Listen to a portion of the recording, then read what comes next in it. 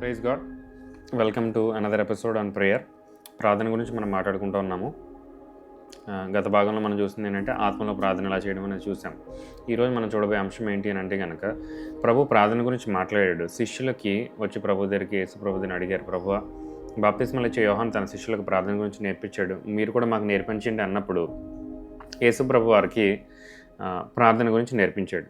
మత్తయి రాసిన సువార్త 6వ అధ్యాయంలోను, లూకా రాసిన సువార్త 11వ అధ్యాయంలోను ఈ యొక్క ప్రార్థన గురించి రాయబడి ఉంది. మనకు తెలుసు పరలోకం ప్రార్థన అనేది మనకు ఆల్రెడీ తెలిసిన విషయమే. కానీ మనం అర్థం చేసుకోవాల్సిన విషయం ఏంటి అని అంటే కనుక యేసు ప్రభు ప్రార్థన గురించి చెప్పినప్పుడు 3 సెపరేట్ అంశాల గురించి మాట్లాడాడు. ప్రార్థనలో మనం దేవుడిని ఎలా సంబోధిస్తూ ఉన్నాము. పరలోక ప్రార్థనలో మనం చూస్తే కనుక పరలోకమందున్న మా తండ్రి అని మనం సంబోధిస్తాం. ఇంకొక ఉపమానంలో దీన్ని కంటిన్యూ చేస్తున్న లూకా రాసిన సువార్త 11వ అధ్యాయంలో ప్రభు ఏమంటాడు అని అంటే కనుక ఒక స్నేహితుడికి నువ్వు ప్రార్థన చేస్తే ఎలా చేస్తావు అంటే దేవుడు ఒక స్నేహితుడి వలె ఉన్నప్పుడు నువ్వు ఎటువంటి ప్రార్థన చేయగలవు అనే అంశం గురించి మాట్లాడాడు. అలాగే లూకా రాసిన సువార్త 18వ అధ్యాయంలో ఏమంటాడంటే మీరు ఎడతెగకుండా అలసిపోకుండా ప్రార్థన చేయండి అని అంటాడు. అక్కడ ప్రభువుని లేకపోతే దేవుడిని మనం ఎలా చూస్తూ ఉన్నాము అని అంటే కనుక ఒక న్యాయమూర్తి వల్లే మనం చూస్తూ ఉన్నాం. అంటే ప్రార్థన చేసేటప్పుడు దేవుడిని తండ్రిగాను, ప్రార్థన చేసేటప్పుడు దేవుడిని స్నేహితుడిగాను, ప్రార్థన చేసేటప్పుడు దేవుడి న్యాయమూర్తిగాను, ఈ 3 రకాల సందర్భాల్లో కూడా ప్రభు ప్రార్థన అనేది నేర్పించడం జరిగింది. ఈ భాగంలో నేను ఏం చేస్తానంటే కనుక ప్రభువుని లేకపోతే దేవుణ్ణి మన యొక్క తండ్రిగా భావించి మనం ప్రార్థన చేసేటప్పుడు ఎటువంటి అంశాల గురించి మనం ప్రార్థన చేయాలి, ఎలాంటి ప్రార్థన మనం చేయాలి అనేది ప్రభు ఎలా అయితే మనం మాట్లాడాడో అందులోంచి కొన్ని విషయాలు మనం నేర్చుకొని అది మన జీవితానికి మనం ఎలా అప్లై చేసుకోవాలో చూద్దాం. రైట్, మత్తయి రాసిన సువార్తలోకి రండి నాతో పాటుగా. మత్తయి రాసిన సువార్త 6వ అధ్యాయం 6వ వచనం నుంచి నేను చదువుతా ఉన్నాను. నీవు ప్రార్థన చేయనప్పుడు నీ గదిలోనికి వెళ్ళి తలుపులు వేసి రహస్యమందున్న నీ తండ్రికి ప్రార్థన చేయము, అప్పుడు రహస్యమందు చూచి నీ తండ్రి నీకు ప్రతిఫలం ఇచ్చును. చాలామందికి యేసు ప్రభు వారికి తండ్రి అయిన దేవుడికి పరిశుద్ధాత్మ దేవునికి డిఫరెన్స్ తెలియదు. తండ్రి అయిన దేవుడు ఎవరనంటే సమీపించలేని తేజస్సులో ఎవరికి కనిపించరు. ఆయన తండ్రి అయిన దేవుడు. యేసు ప్రభు 2000 సంవత్సరాల క్రితం భూలోకానికి వచ్చాడు.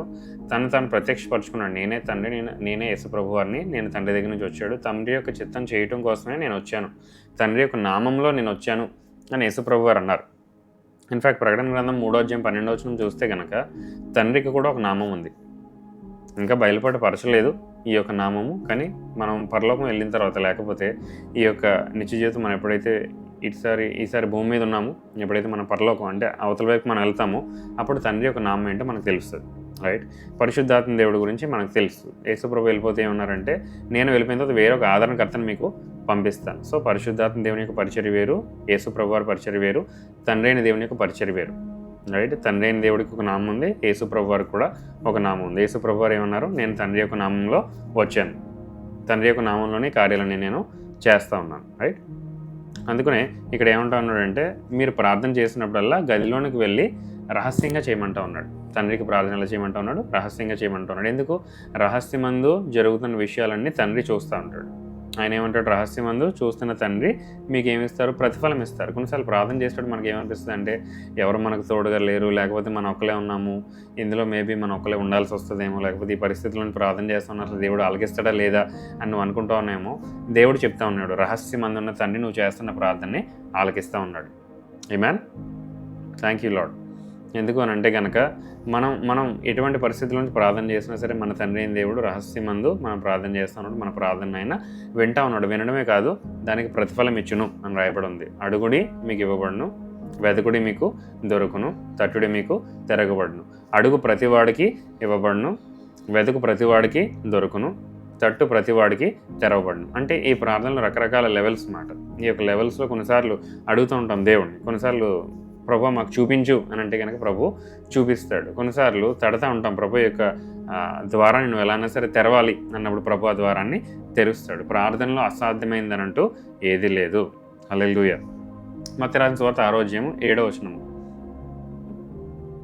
మరియు ప్రార్థన చేయనప్పుడు అన్యజనుల వల్లే వ్యర్థమైన మాటలు వచింపవద్దు, విస్తరించి మాట్లాడుట వలన తమ మనవి వినబడినని వారు తలంచున్నారు. ఇది ఆల్రెడీ మనం చూసాం. ఎలా ప్రార్థన చేయకూడదంటే అదే పనిగా అదే రిపీట్ చేస్తుంటాం, ప్రభు చెయ్యి. దాంట్లో విశ్వాసం యాడ్ అవ్వకపోతే అది ప్రభు దగ్గరికి చేరదు అని అంటా ఉన్నాడు. ఇలా చేయొద్దు. కానీ ఎందుకు చేయొద్దు అంటా ఉన్నాడు అంటే మీరు వారి వలె ఉండకూడదు, అంటే వ్యర్థమైన మాటలను అదే పనిగా ఉచ్చరిస్తూ ఉండొద్దు అంటున్నాడు. మరి ఎలా ఉండమంటున్నాడు? మీరు మీ తండ్రిని అడగక మునిపే మీకు అక్కరగా ఉన్నవేవో ఆయనకు తెలియను. ప్రార్థనలోకి వెళ్తున్నప్పుడు ఏమంటున్నాడనంటే అసలు నువ్వు ఏం అడగడానికి వచ్చావో అవన్నీ ఆల్రెడీ తండ్రికి తెలుసు అంటున్నాడు. అన్నీ నువ్వు చెప్పకపోయినా తెలిసిన తండ్రికి ఏమని ప్రార్థన చేస్తావు నువ్వు అనేది ప్రశ్న. తండ్రికి అంటే మన దేవాది దేవుడికి ఉన్న ఒక అలవాటు లేకపోతే ఒక అబ్సెషన్ ఏంటి అని అంటే కనుక ఆయన దగ్గరకు వచ్చేవారు ఆయన ఉన్నాడని నమ్మాలి, ఆయన ఫలమిచ్చేవాడని నమ్మాలి. ఏమేన్ ఆయన మన దగ్గర నుంచి ఎక్స్పెక్ట్ చేస్తుంది ఏంటి అని అంటే మన పదాలతోటి ప్రభు నాకు ఈ అవసరం ఉంది ఆ అవసరం ఉంది అని చెప్పాలని కాదు. కొన్నిసార్లు చెప్పొచ్చు, చెప్పడం తప్పని అనట్లేదు. బట్ ఆయన ఎక్స్పెక్టేషన్ ఏంటి అని అంటే కనుక నువ్వు అడక్క ముందరే నీకున్న ప్రతి అవసరత దేవుడు ఆల్రెడీ తెలుసు అని నమ్మికతో రమ్మంటున్నాడు ప్రార్థనలోకి. ఏమేన్ చాలామంది మన ప్రార్థనలోకి వెళ్తామంటే నాకున్న ప్రతి సమస్య, బాధ, కష్టము, వీళ్ళని ఇంత బాధపట్టారు, ఇంత నన్ను హర్ట్ చేశారు, లేకపోతే ఇన్ని సంవత్సరాల నుంచి నేను బాధపడతాను, ఇన్ని సంవత్సరాల నుంచి అనారోగ్యం ఉంది, లేకపోతే ఈ యొక్క జ్వరం ఉంది, లేకపోతే ఈ యొక్క అప్పుల బాధలు ఉన్నాయని మనం చెప్పుకోవడానికి ఇష్టపడుతూ ఉంటాము. కానీ దేవుడు ఏమంటాడంటే నువ్వు చెప్పకముందరే నాకు తెలుసు. పక్షవాయం గలవాడు 38 సంవత్సరాల నుంచి సొలొమోన్స్ కొలనెట్ దగ్గర ఉంటాడు, బెతెస్దా కోనేరు దగ్గర ఉంటాడు. ఉన్నప్పుడు అనేక మంది తనకంటే ముందర ఆ యొక్క నీటిలోకి దిగిపోతూ ఉంటారు. ఎందుకనంటే పక్షవాయం గలవాడు కాబట్టి నడవలేడు. ఎప్పుడైతే దేవదూత వచ్చి నీటిని స్టిర్ చేస్తూ ఉంటుందో, ఊపుతూ ఉంటుందో, అందులోకి ఎవరైతే మొట్టమొదటి వెళ్తారో వాళ్ళకున్న అనారోగ్యం మొత్తం కూడా తగ్గిపోతుంది. ఆమెన్. ఈ యొక్క పక్షవాయం గలవాడు 38 సంవత్సరాల నుంచి అక్కడే కూర్చున్నాడు, కానీ ఏనాడు అవకాశం రాలేదు వెళ్ళడానికి. యేసుప్రభు ఒక రోజున నడుచుకుంటూ వచ్చాడు. రైట్. యేసుప్రభు ఎవరండి? ఆయన దేవుని యొక్క వాక్యం, ఆయన పేరే దేవుని యొక్క వాక్యం. ఆది యందు వాక్యం ఉండేను, వాక్యం దేవుని యొద్ద ఉండేను, వాక్యమే దేవుడే ఉండేను. బహుశా ఇతన్ని స్వస్థపరచడం కోసం యేసుప్రభు వారు ఆ రోజున ఆ యొక్క ప్రాంతం గుండా వెళ్ళాడు. అతను వచ్చినప్పుడు నీకేం కావాలని అంటే అతను ఏమంటున్నాడంటే ప్రభు నన్ను ఎవరు తీసుకెళ్ళడానికి లేరు ఇక్కడికి. అయ్యా నేను చాలా సంవత్సరాల నుంచి ఇక్కడే ఉన్నాను, నన్ను ఎవరైనా తీసుకెళ్ళి ఇక్కడ పడేస్తారేమో నేను అనుకుంటున్నాను, కానీ ఎవరు లేదు, నాకంటే ముందర అనేక మంది వెళ్ళిపోతున్నారంటే ఇప్పుడు యేసుప్రభు ఏమన్నాడు, నీకు యేసు నామంలో స్వస్థపడు, లేగు, నీ పరుపెత్తుకుని నువ్వు వెళ్ళిపో. చాలాసార్లు మనం ఎలా ఉంటామనంటే కనుక ప్రభు ఒక సొల్యూషన్తో మన దగ్గరికి వస్తూ ఉంటాడు, ఒక పరిష్కారం మనకు చూపించడానికి ప్రయత్నం చేస్తూ ఉంటాడు. చాలామంది ఎలా ఉంటారంటే స్వస్థత ఎందుకు జరగట్లేదన్న కారణం ఆలోచిస్తూ ఉంటారు, లేకపోతే ఈ సమస్యల నుంచి ఎందుకు బయట రాలేకపోతామని ఆలోచిస్తూ ఉంటారు. మంచిదే, కాదనట్లేదు. కానీ దేవుడు ఏమంటా ఉన్నాడు అంటే దానికంటే ముఖ్యమైనది ఏంటి అంటే మనం దేవుని పైన నమ్మకం ఉంచి ఇది ఆల్రెడీ ప్రభు చేసాడు నా గురించి, ఈ స్వస్థత ఆల్రెడీ జరిగిపోయింది, ఈ అద్భుత కార్యం ఆల్రెడీ జరిగిపోయింది, ఈ ఆశీర్వాదం ఆల్రెడీ ప్రభు నాకు ఇచ్చాడు, ఇది నా జీవితంలో దేవుని యొక్క ఉద్దేశం ఆల్రెడీ నెరవేర్పులో ఉంది అనే దృక్పథంతో, ఆలోచన విధానంతో మనం ప్రార్థన చేయగలిగితే ఇంకా త్వరగా మనం రిజల్ట్స్ చూడగలుగుతాం, త్వరగా ప్రతిఫలం మనం అనుభవించగలుగుతాం, త్వరగా ఈ యొక్క ప్రార్థన యొక్క ఫలాన్ని మనము చూడగలుగుతాము. ఆమేన్. అందుకని ఏమంటాడంటే మీరు అడక్క ముందరే మీ తండ్రి అయిన దేవుడికి ఈ విషయాలన్నీ కూడా తెలుసు.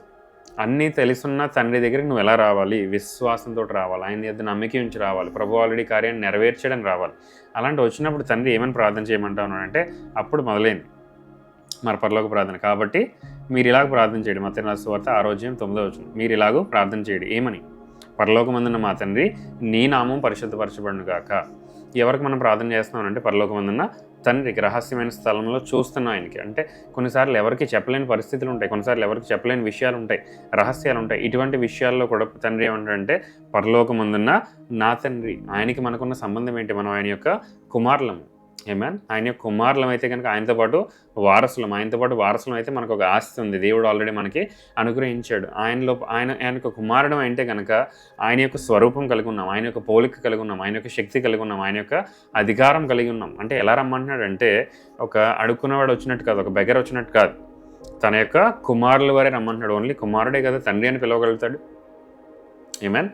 అంటే అధికారం కలిగి ప్రభు రమ్మంటా ఉన్నాడు ఈ రోజున ఆయన యొక్క సన్నిధికి. నువ్వు ఎప్పుడైతే ఆయన దగ్గరికి వస్తూ ఉన్నావో ఒక అవసరత బట్టి నువ్వు వస్తూ ఉన్నావు, బహుశా ఈ యొక్క అవసరత తెగట్లేదు, ఎప్పటికీ అవ్వట్లేదు, నువ్వు ఎలా రావాలంటే పరలోకమందున్న నా తండ్రి, నేను నీ యొక్క కుమారుడిని కనుక నీ యొక్క సన్నిధిలోకి నేను వస్తూ ఉన్నాను అనే దృఢ నిశ్చయంతో, నమ్మకంతో రమ్మంటున్నాడు. వచ్చిన తర్వాత ఏమంటా ఉన్నాడు అంటే పరలోకమందున్న మా తండ్రి నీ యొక్క పరిశుద్ధమైన నామము, హల్లెలూయా, నీ నామము పరిశుద్ధపరచబడును గాక. చాలాసార్లు ఆలోచిస్తూ ఉంటాం పరిశుద్ధమైన నామం ఏంటి అని అంటే ప్రకటన గ్రంథం 3:12 తండ్రికి కూడా ఒక నామం ఉంది.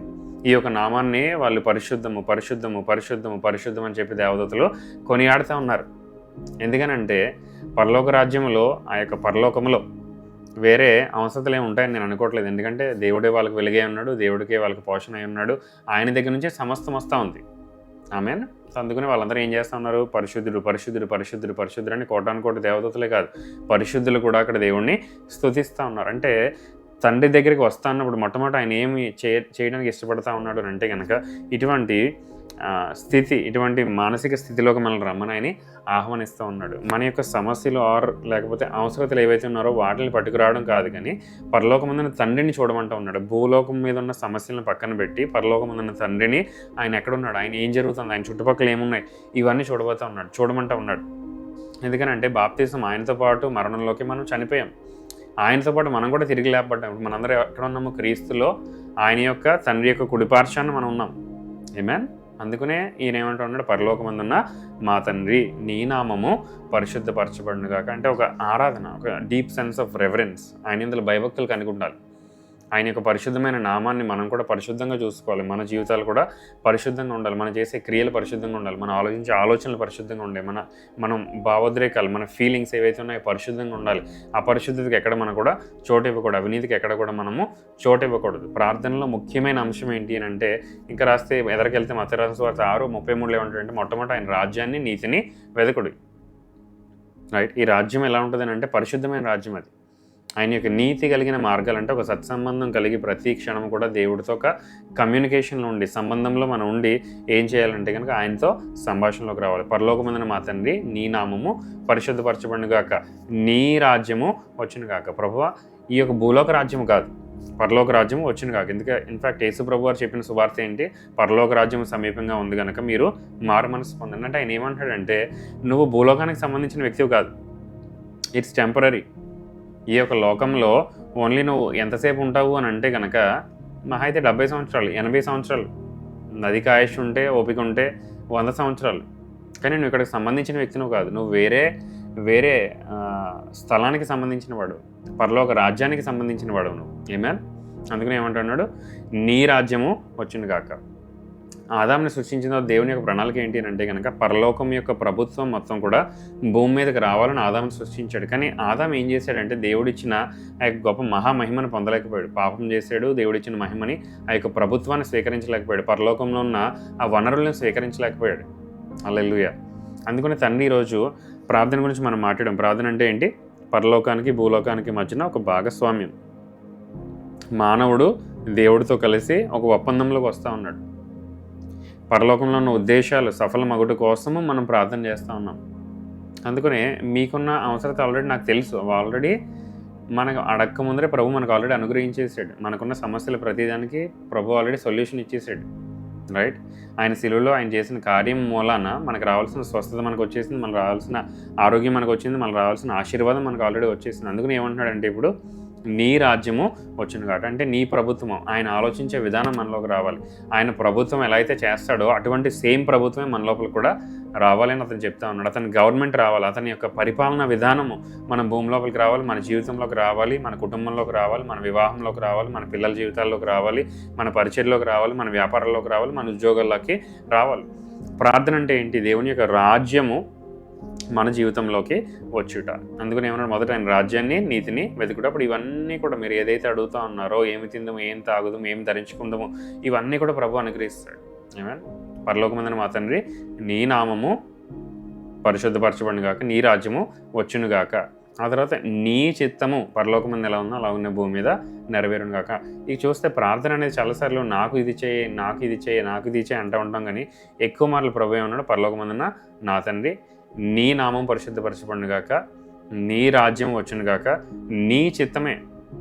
ప్రార్థన అంటే దేని గురించి? ప్రియ సహోదరుడ సహోదరి, మన ఆలోచన విధానం మారాలి, మనము పర్స్పెక్టివ్ మార్చుకోవాలి. ఏంటి అని అంటే, ఇది మన గురించి కాదు ప్రార్థన.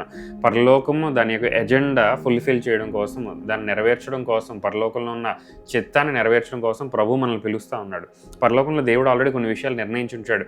ఆ విషయాలు భూమి మీద జరగాలి అని అంటే కనుక నా కొలాబరేషన్ కావాలి, నా పార్ట్నర్షిప్ కావాలి, నా భాగస్వామ్యం కావాలి దేవుడికి.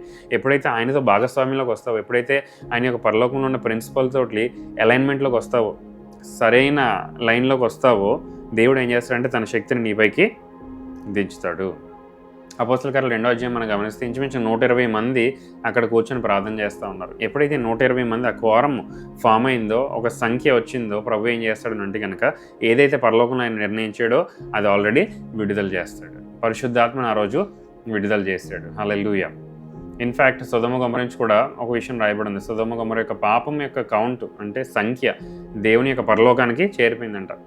చేరిపోతే అప్పుడు ఆయన చూడడానికి వచ్చాడు నిజంగా ఇది జరుగుతుందా లేదని చెప్పి. అప్పుడు మధ్యలో అబ్రహాం దగ్గరికి వచ్చాడు. అబ్రహాం దగ్గరికి వచ్చి తనకు వాగ్దానం ఇచ్చాడు, ఇదిగో వచ్చే సంవత్సరంలో నీ చేతిలో కుమారుడు ఉంటాడు. శారా గర్భం ధరించి తన కుమారుడిని కంటది వచ్చే సంవత్సరం కంటే ఆ వాగ్దానం ఇచ్చేసి వెళ్ళిపోబోతూ అంటాడు దేవుడు. ఇప్పటి వరకు అబ్రహాం నాకు చాలా క్లోజ్గా ఉన్నాడు, అబ్రహాం నాకు స్నేహితుడిలా అంటాడు ఆల్మోస్ట్. ఇప్పుడు అబ్రహాంతో నేను చెప్పకుండా ఉండగలనా? ఏంటి చెప్పకుండా ఉండగలిగేది అని అంటే సొదొమ గొమొర్రా పట్టణాన్ని నేను నాశనం చేయడానికి వెళ్తా ఉన్నాడు. కానీ అబ్రహాంతో నేను చెప్పాలని ఇష్టపడతా ఉన్నాడు. ఎందుకు అని అంటే కనుక పరలోకంలో ఆల్రెడీ నిర్ణయం తీసుకోబడింది. ఏంటో నిర్ణయం అంటే సొదొమ గొమొర్రా పట్టణం ఇంకా నాశనము అయిపోతుంది. ఇటువంటి పరిస్థితుల్లో నాకు ఎవరు కావాలి? నా గురించి, నా యొక్క పరలోక రాజ్యం గురించి, నా యొక్క ఆలోచనల గురించి, నా పరలోకంలో నా ఉన్న చిత్తం గురించి ఆలోచించి ఎవరైతే దాని ప్రకారం విజ్ఞాపన చేస్తారో వాళ్ళతో ప్రభు మాట్లాడుతూ ఉన్నాడు. అందుకని అబ్రహాం దగ్గరికి వచ్చి అబ్రహాం ఇలా చేద్దాం అనుకుంటే అబ్రహాం ఏమన్నాడు, ప్రభువా 50 మంది నీతిమంతులు ఉంటే నీతిమంతులతో పాటు అవినీతి పరులతో పాటు నీతిమంతులను కూడా నువ్వు నాశనం చేస్తావు అంటే లేదు నేను నాశనం చేయను అన్నాడు. మళ్ళీ అబ్రహాం అంటున్నాడు, ప్రభు ఇలా అంటున్నాను ఏమనుకోవద్దు, ఒకవేళ 40 మంది నీతిమంతులు ఉంటే వాళ్ళు నాశనం చేసేస్తావు అంటే లేదు అబ్రహాం నీ మాట ప్రకారము నాశనం చేయను. 30 మంది ఉంటే ఏం చేస్తావు ప్రభు? ఎంత ధైర్యం ఉంటే అసలు అబ్రహాం ఇన్నిసార్లు ప్రభుతో నెగోషియేట్ చేస్తూ ఉంటాడు, బేరం ఆడుతూ ఉన్నాడు. 50 అన్నాడు, 40 అన్నాడు, 30 అన్నాడు, 20 అన్నాడు, ఆఖరికి 10కి వచ్చాడు. 10కి వచ్చి ఏమంటా ఉన్నాడు అంటే కనుక 10 మంది ఉంటే దీన్ని నాశనం చేస్తావు, లేదు చేయను. ఎందుకు? ఈ పరలోక సంబంధించిన నాలెడ్జ్ ఆల్రెడీ అబ్రహాం దగ్గర ఉన్నది. హల్లెలూయా. అబ్రహాం దేవుని యొక్క హృదయాన్ని ఎరిగాడు. పరలోకమందున మా తండ్రి నీ నామము పరిశుద్ధపరచబడును గాక. అబ్రహాము నా ముందర నిందారహితంగా నువ్వు నడుచుకో, అప్పుడు నేను ఇచ్చిన వాగ్దానాలన్నీ నెరవేర్పులోకి వస్తాయి. నిందారహితంగా అతను నడుచుకోవడం మొదలుపెట్టాడు. అందుకనే తండ్రి స్వయంగా ఆ యొక్క దేవదూతలో దేవుడు ఆయన దగ్గరికి వచ్చి ఏమన్నారంటే నేను సొదొమ గొమొర్రాని నాశనం చేయబోతున్నాను, కానీ నీ యొక్క ప్రార్థన వల్ల నేను ఆగుతూ ఉన్నాను. హల్లెలూయా. రైట్. ఎస్తేర్ గ్రంథంలో మనం చూస్తే కనుక యూదులందరిపైన ఒక లెటర్ రాయబడుతుంది, ఇదిగో పలానా రోజున యూదులందరినీ చంపేసేయండి అని చెప్పి. అప్పుడు ఎస్తేర్ రాణి ఏం చేస్తుంది, 3 రోజులు మొత్తం ఆ పట్టణంలో ఉన్న వాళ్ళందరినీ కూడా మొర్దెకైతో సహా తన హారెంలో ఉన్న వాళ్ళందరితో సహా అందరూ 3 రోజులు కఠినమైన ఉపవాసం ఉంటారు.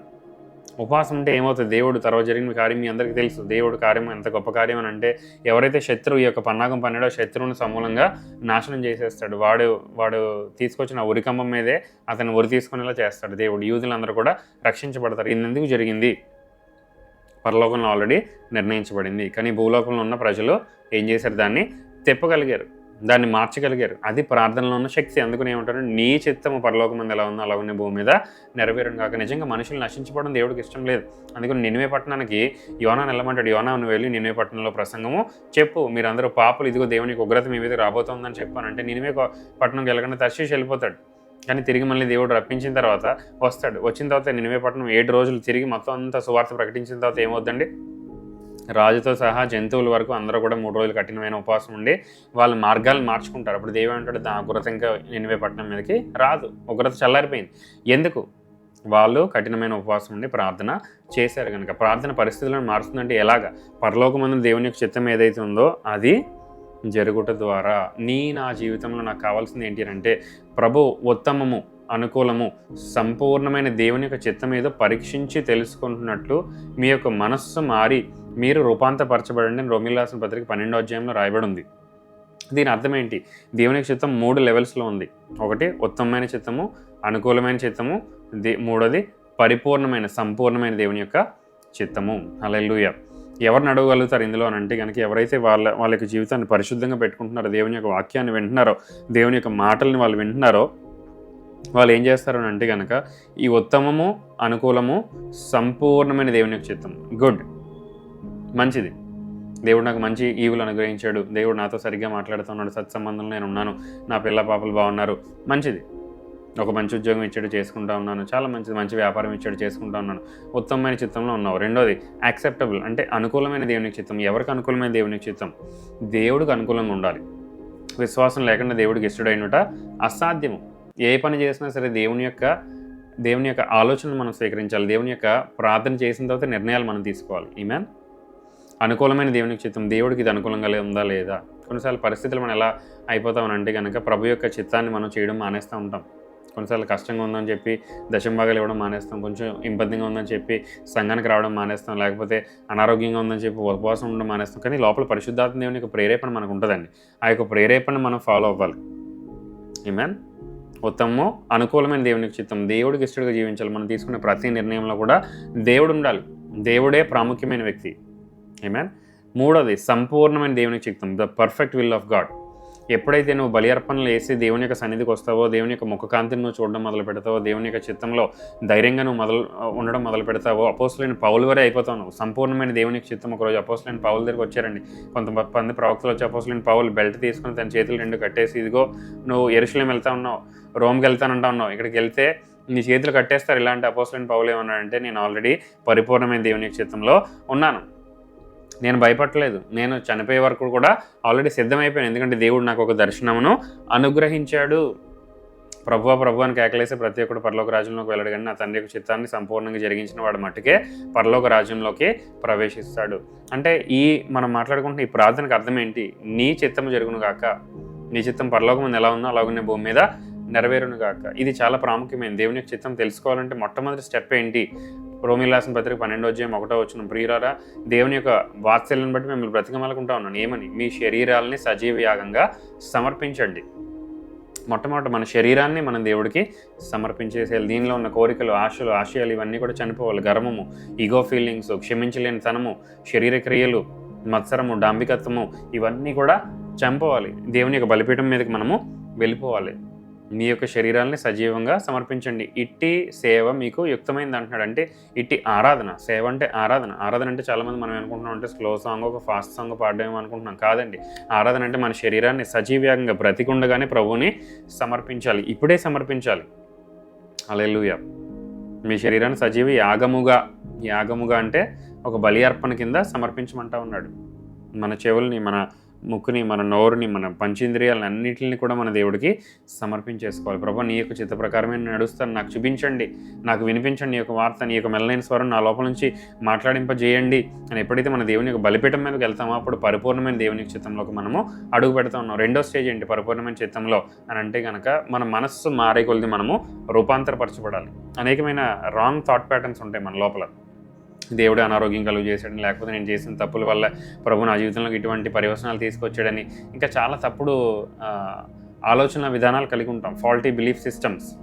మన నమ్మిక వ్యవస్థలో అనేక సార్లు తప్పుదములు ఉంటాయి. ఈ యొక్క పుట్టుకతో వాడిని నడవలేడు. సమాజ మందిరంలో ఉన్నప్పుడు వాడిని అడుగుతారన్నమాట. ఏమనంటే శిష్యులు అడుగుతారు యేసుప్రభు వారిని, ఇతను పాపం చేశాడు, ఇతని తల్లిదండ్రులు పాపం చేశాడు, ఇతను ఇటువంటి స్థితిలో ఉన్నాడంటే అప్పుడు దేవుడు ఏమంటాడు? ఇతను పాపం చేయలేదు, ఇతని తల్లిదండ్రులు పాపం చేయలేదు, కానీ దేవుడికి మహిమ వచ్చే నిమిత్తం ఇది ఇలాగా జరిగింది.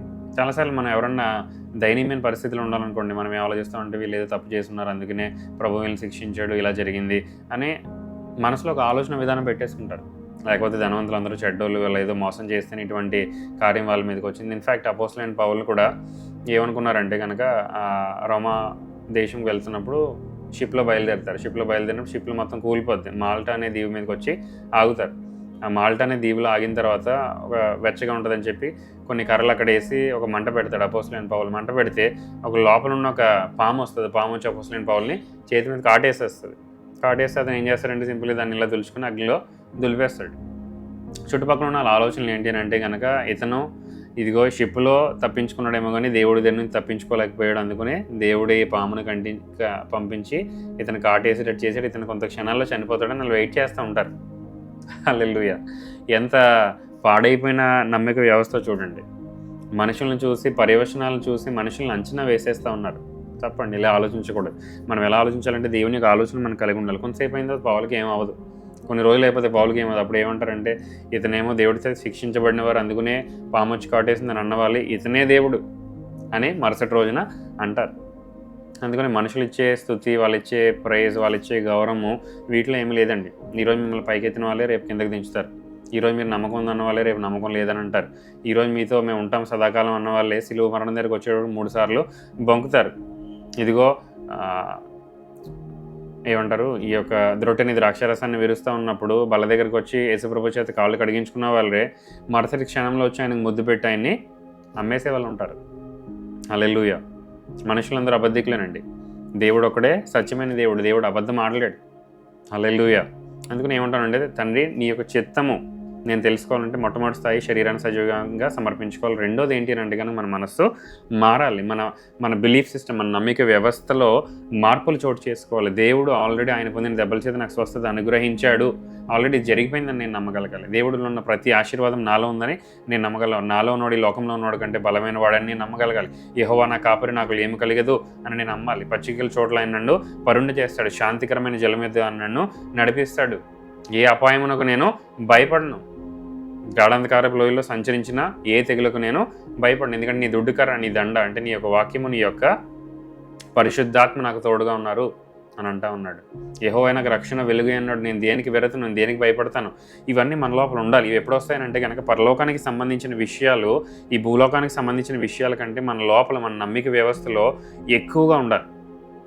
ఈ యొక్క పరలోకి సంబంధించిన విషయాలన్నీ కూడా ఇట్ షుడ్ కన్జ్యూమ్ అస్, మనల్ని తినేయాలి లోపల నుంచి. హల్లెలూయా.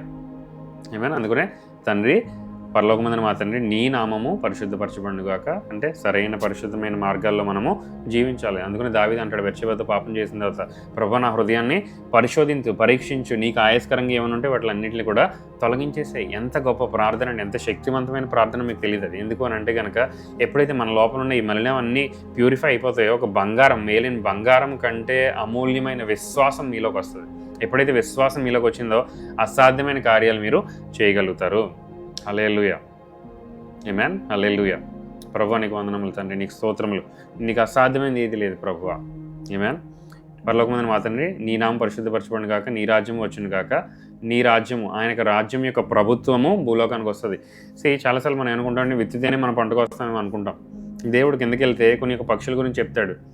ఆకాశంలో ఎగిరే పక్షులు చూడండి, అవి విత్తవు, అవి కోయవు, అవి సమకూర్చుకోవు, అయినా సరే పరలోకమందున తండ్రి వాటిని పోషిస్తూ ఉన్నాడు.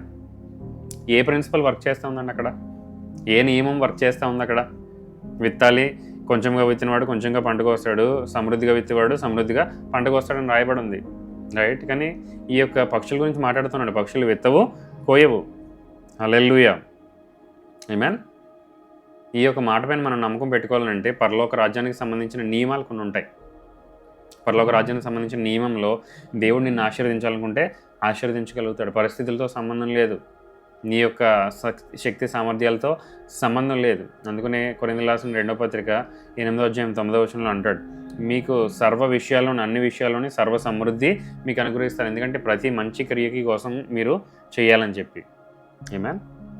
దేవుడు ప్రతి మంచి క్రియ మనకు అనుగ్రహిస్తాడు. ఇన్ఫ్యాక్ట్ మీరు వెనకెళ్ళి చూడగలిగితే కనుక ఆమేన్, ఇదే విషయాన్ని మనం గమనించగలుగుతూ ఉంటాం. ఏంటో విషయం అని అంటే కనుక అనేకమైన చింత కలిగించే విషయాల గురించి ప్రభువు మాట్లాడుతూ ఉంటాడు.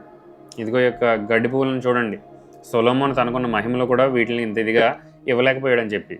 ఆమేన్. అంటే దేవుని యొక్క పోషణ కొన్నిసార్లు ఎలా ఉంటుంది, దేవుని యొక్క కాపుదల మన పట్ల ఎలా ఉంటుంది అని అంటే కనుక మనకు తెలియదు, మన హృదయానికి అర్థం కాదు. ఆమేన్.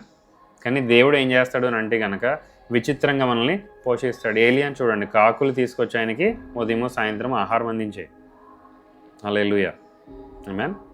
అందుకని అంటూ ఉన్నాడు, నీ పరిశుద్ధ నామము గణపరచబడును గాక, నీ యొక్క ప్రభుత్వము, నీ యొక్క రాజ్యము వచ్చును గాక, నీ యొక్క చిత్తము పరలోకమందు ఎలా ఉందో అలాగనే భూమి మీద నెరవేరును గాక. ఆ తర్వాత అంటానండి, మాకు కావాల్సిన అనుదినాహారం నేడు మాకు దయచేయము. ఏంటి అనుదినాహారము అని అంటే కనుక ప్రియ సహోదర సహోదరి, ఏంటి అనుదిన ఆహారము అని మనం గమనించగలిగితే మనిషి రొట్టె వలన కాదు కానీ దేవుడి నుంచి వచ్చే ప్రతి మాట వలన జీవిస్తాడు. ఇదిగో పరలోకం నుంచి వచ్చిన రొట్టెను నేనే. The preceding word of God అంటే దేవుని నోట్ల నుంచి వచ్చే ప్రతి మాట రీమా మాట, అంటే శక్తి కలిగిన మాట, పరిస్థితులను మార్చగలిగే మాట పైన మనం ఆధారపడాలి. దేవుడు ఏమంటాడంటే రొట్టె వలన కాదు, ప్రతిరోజు మనం దేనిపైన ఆధారపడాలి, దేవుడి దగ్గర నుంచి ఒక స్వరం మనకు వినిపించాలి, దేవుని యొక్క మాట మనకి వినిపించాలి, దేవుని యొక్క తేజస్సు మనకి కనిపించాలి, దేవుని యొక్క దర్శనం మనకి కనిపించాలి. ఇలా చెయ్యి అని దేవుని యొక్క స్వరం నీకు వినిపిస్తే ఎంత కాన్ఫిడెంట్గా, ఎంత నమ్మకం కలిగి, ఎంత ధైర్యం కలిగి దేవుని యొక్క చిత్తాన్ని నువ్వు నెరవేర్పులోకి తీసుకొస్తావు. నాకు కావాల్సిన అనుదినాహారం నేడు మాకు దయచేయం. కొన్నిసార్లు మనం ఏమనుకుంటామంటే ప్రభు ముందర రోజు జరగబోయే సంగతులన్నీ కూడా మనకు చూపించు. కొన్నిసార్లు ప్రభు చూపిస్తాడు, కనుక కొన్నిసార్లు నువ్వు ఏం నమ్మకం ఉండాలంటే కనుక నేటికి కావాల్సిన ఆహారం మాకు దయచేయండి, మాకు కావాల్సిన ఆహారము అనుదిన ఆహారం నేడు మాకు దయచేయండి, మా రుణస్తులను మేము క్షమించిన ప్రకారం మా రుణములను క్షమించు. అందుకుని అన్నాను, ప్రార్థనలకు వచ్చే ముందరే మన లోపల ఏమన్నా అఫెన్సెస్ ఉంటే, రైట్, ఏమన్నా ఇబ్బందులు ఉంటే, అడ్డంకులు ఉంటే వీటిలన్నింటినీ కూడా తొలగించేసుకోవాలి. ఎవరైనా క్షమించాలంటే కనుక క్షమించేసేయాలి. అప్పుడు ఏమవుతుందంట, ఎందుకు మమ్మల్ని శోధనలో తేక కీడు నుంచి తప్పించుము, దుష్టుడి నుండి మమ్మను తప్పించుము. మన ప్రార్థనలో మనం చేయాల్సింది ఏంటి అంటే నీతి కలిగిన మార్గాల్లో నేను నడవాలి. హల్లెలూయా. పరిశుద్ధత కలిగిన మార్గాల్లో నేను నడవాలి. శోధనలోకి నేను రాకూడదు. శోధన నుంచి వచ్చినా సరే అందులో నుంచి కీడు నుంచి తప్పించమంటా ఉన్నాడు. శోధన అనేది ఏంటి అని అంటే కనుక శోధన సహించేవాడు ధన్యుడు. శోధించబడడం తప్పు కాదు, శోధించబడడం పాపం కాదు, కానీ శోధనకి గురైపోవడం, అందులోకి వెళ్ళిపోయి దాని పర్యవసనాలన్నింటిలో కూడా చూడడము పాపము. Hallelujah. We should not entertain sin in our life. పాపాన్ని మన జీవితంలో మనము ఎంటర్టైన్ చేయకూడదు, ఎంకరేజ్ చేయకూడదు. ఆమేన్. హల్లెలూయా. సో మొట్టమొదటి ఈ యొక్క ప్రార్థనలో ప్రభువు మనకి ఏం చెప్తానంటే హెవెన్లీ మైండెడ్నెస్, పరలోకానికి సంబంధించిన విషయాలు మనము ఆలోచించాలి. పరలోకముకు సంబంధించిన తలంపులే మనలో ఉండాలి. పరలోకానికి యొక్క ప్రభుత్వము ప్రకారం మనము జీవించడం నేర్చుకోవాలి. ఇది యాక్చువల్లీ ఒక ప్రార్థన యొక్క ఎసెన్స్. పరలోకమైన తండ్రికి మనం చేసే ప్రార్థన ఇది. నీ నామము పరిశుద్ధపరచబడక, నీ రాజ్యము వచ్చింది కాకంటే నువ్వేమనుకుంటున్నావు ఎగ్జాక్ట్గా అలాగే అవ్వాలి. నీ యొక్క మార్గాల్లో నేను నడుస్తాను. కొన్నిసార్లు త్వరగా చేసే ప్రభు అని మనం అడుగుతూ ఉంటాం, కానీ ఈ యొక్క డెలివరీ అవ్వాలి, ఒక బిడ్డ పరిపూర్ణంగా డెవలప్ అవ్వాలంటే 9 నెలలు పడుతుంది. మనమేమంటున్నాం అంటే 4 నెలలు చేసే ప్రభు, 2 నెలలు చేసే ప్రభు అని అంటున్నాం. లేదు, దేవుని యొక్క సమయపాలన మనకు తెలియదు కొన్నిసార్లు. అందుకని దేవుని యొక్క నమ్మిక నుంచి మనం ఏమనాలంటే కనుక ప్రభువా ఈ సమయంలో నువ్వు దాన్ని నెరవేర్చు, నీ సమయంలో నువ్వు దాన్ని నెరవేర్చు. హల్లెలూయా. ఆమేన్. సో ఈ పరలోక ప్రార్థనలో మనం నేర్చుకున్న విషయాలు ఏంటి అని అంటే కనుక ఆయన గురించే ఉంది ఇదంతా కూడా. దేవుని యొక్క చిత్తము, దేవుని యొక్క రాజ్యము, దేవుని యొక్క ప్రభుత్వము, దేవుని యొక్క పరిశుద్ధత మనలో ఉండాలి. దేవుడిచ్చే ఆహారం మనకు ప్రతిరోజు కావాలి. దేవుడు మనం ప్రార్థన చేసినప్పుడు శోధనలోకి రాకుండా కీడు నుంచి మనల్ని తప్పిస్తాడు. ఏ తెగులు మీ గుడారము సమీపించలేదు. అటువంటి నమ్మకంతో మన ప్రార్థనలోకి రావాలి. ఇది ఎటువంటి ప్రార్థన, ఎవరికి చేసే ప్రార్థన అని అంటే కనుక తండ్రి అయిన దేవాదేవుడికి మనము చేసే ప్రార్థన. ఈ ప్రార్థన చేసిన వెంటనే అతను ఏమన్నాడు అంటే కనుక ఉపవాసం గురించి మాట్లాడాడు. యాక్చువల్లీ మీరు ఉపవాసం చేసినప్పుడు వేషధారుల వల్లే ఉండద్దు, మీరు మీ యొక్క మొహాన్ని కడుక్కోండి, మంచిగా ఉండండి, అంతే తప్ప నూనె అంటేసుకుని నేను ఉపవాసం ఉంటున్నానని తెలియజేయమని వద్దంటే అలా వేషధారుల వల్లే ఉండద్దు. హల్లెలూయా. ఇంకా చూస్తే మత్తయి రాసిన సువార్త 6వ అధ్యాయం 18వ వచనప్పుడు రహస్యమందు చూచున్న నీ తండ్రి నీకు ప్రతిఫలం ఇచ్చును. 19వ వచనం భూమి మీద మీ కొరకు ధనమును కూర్చుకొనవద్దు, ఇక్కడ చెమటయు తుప్పులను తినివేయను, దొంగలు కన్నమ వేసి దొంగలింతరు, పరలోకంలో ధనాన్ని సమకూర్చుకోమంటున్నాడు. ఎలా పరలోకంలో మన ధనం సమకూర్చుకుంటాము? ఎందుకంటే అక్కడ తుప్పు పట్టదు, అక్కడ దొంగలు ఉండరు, అక్కడ చెమ్మిటైనా ఉండదు. హల్లెలూయా. ఈ యొక్క ధనం చూడండి, నీ ధనం ఎక్కడ నుండినో అక్కడనే నీ హృదయమును ఉండను. ఏంటి పరలోకం ఉన్న ధనం అంటే వేరే రోజున వాటి గురించి మాట్లాడదాం. ఎందుకంటే ధనం అని అంటే ఓన్లీ డబ్బులు ఒకటే కాదండి, చాలా విషయాలు ఉన్నాయి. Right. Riches, wealth and honour. దీర్ఘకాలంగా మనం జీవించడం కూడా ఎటువంటి అనారోగ్యం లేకుండా, ఎటువంటి ఇబ్బందులు వచ్చినా సరే దాన్ని సహించి దేవుని యొక్క విజయాన్ని చూస్తూ మనం జీవించడం కూడా ఒక ధనం. ఇటువంటి ధనాన్ని మనం ఎక్కడే కాదు పరలోకంలో కూడా సమకూర్చుకోవచ్చు అన్నాడు. పరలోకంలో మీరు చూస్తే చాలా క్రౌన్స్ ఉన్నాయి, కిరీటాలు ఉన్నాయి. ఈ కిరీటాలకు మనం చేయాల్సిన కొన్ని అంశాలు కూడా ఉన్నాయి. ఆమేన్. రైట్. సో ఈ యొక్క వాక్య భాగం ద్వారా ఈరోజు మనం నేర్చుకున్న విషయం ఏంటి అని అంటే పరలోకమందున్న తండ్రికి మనం దేని గురించి ప్రార్థన చేస్తూ ఉన్నాము, ఆయన మనం సంబోధించేటప్పుడు ఏ విషయాలు మనం ఆయన అడుగుతూ ఉన్నాము అనేది చాలా జాగ్రత్తగా మనం గమనించాలి. ఆమేన్. ఈ యొక్క విషయం ప్రకారమే, ఈ యొక్క విషయాన్ని మనం తలుచుకుంటూనే దేవుని యొక్క సన్నిధిలో మనము ప్రార్థన చేయాలి. రైట్. సో మొట్టమొదటి భాగంలో మనం ఏం చూస్తున్నామంటే పరలోకమందున్న తండ్రితో మన సంభాషణ ఎలా ఉండాలి. రైట్. తండ్రి వేరు, యేసుప్రభు వారు వేరు, పరిశుద్ధాత్మ దేవుడు వేరు. ఆమేన్. మూడిట్లో కూడా మనకు డిఫరెన్స్ ఉంటుంది. వచ్చే భాగంలో మనం ఏం చూస్తామనంటే కనుక ఒక స్నేహితుడి వలె ఉంటే మనం ఎలా ప్రార్థన చేయాలనే విషయాన్ని మనము చూద్దాం. ఒక స్నేహితుడికి ప్రార్థన చేస్తామని మనం ఎలా ప్రార్థన చేస్తాము. ఆ తర్వాత భాగంలో మనం ఏం చూస్తామంటే కనుక ఒక న్యాయమూర్తికి మనం ప్రార్థన చేసినప్పుడు ఎలా ప్రార్థన చేస్తాం అనే విషయాలు మనం చూద్దాం. దేవుడు మిమ్మల్ని బాగా ఆశీర్వదించండి.